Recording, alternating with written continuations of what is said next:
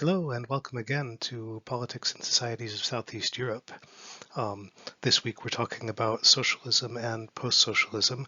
Now at the end of the last segment of this presentation we talked a bit about some of the dilemmas and some of the contradictions at the heart of the project of promoting consumerism in state socialist systems.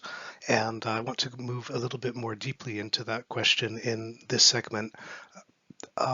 What I would suggest is that there is a basic element of collision between consumerism and socialism that was always difficult to avoid, and that is the contradiction between, on the one hand, the egalitarian motivations of most of the policies of state socialism, its interest in equality of distribution, its interest in control of prices and assurance of availability, and on the other hand, objective shortages, shortages that were constant and chronic even before the period of state socialism in goods such as housing, particularly as urbanization came to increase rapidly after the end of the Second World War.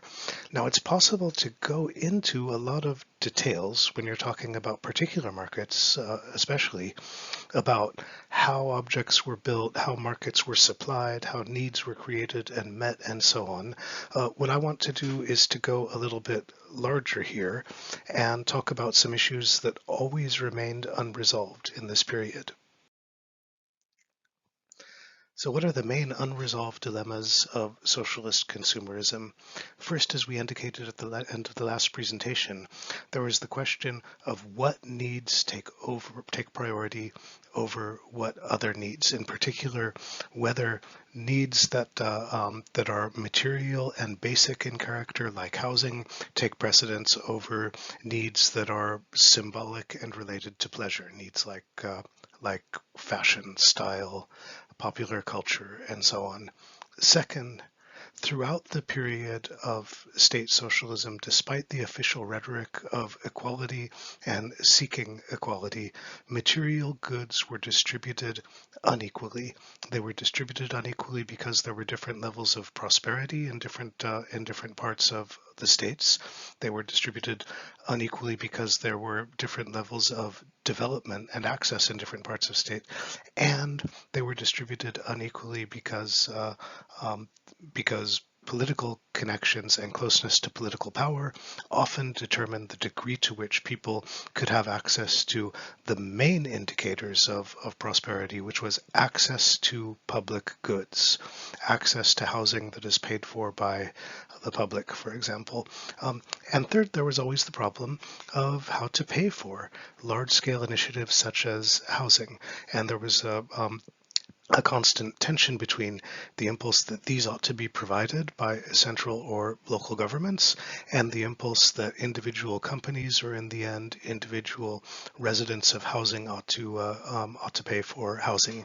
What you see there in the picture is one of the early efforts to promote consumerism. This is not the train car itself, it's a model of a train car that was on display in a museum show, in which department stores would go around. They would bring train cars with products to sell to factories, so that workers in factories on their break could go and do their shopping from the department stores from this moving train car, and thereby become acculturated to life as a consumers. It's part of the general project also of trying to transform people from rural producers of goods for consumption into urban consumers of goods for consumption.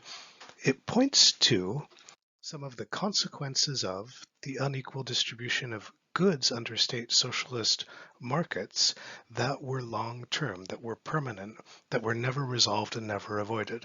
The first is that although you had state socialist regimes that were promising equality, this promise of equality was always unfulfilled and was probably, under the conditions that were created by these regimes, unfulfillable. Second, this idea of creating a new class that would become a dominant class of urban consumers as opposed to rural producers was slowed down and probably stopped by the fact that urbanization happened at a rate that was more rapid than the capacity of the structures of cities to absorb them. So although the state wanted to create urban consumers, it was not able to create the urban consumers that it wanted to create. Let me add a few words here about the consumerism that was promoted under state socialism and politics of gender, because as you've probably already guessed, these two questions are very closely related.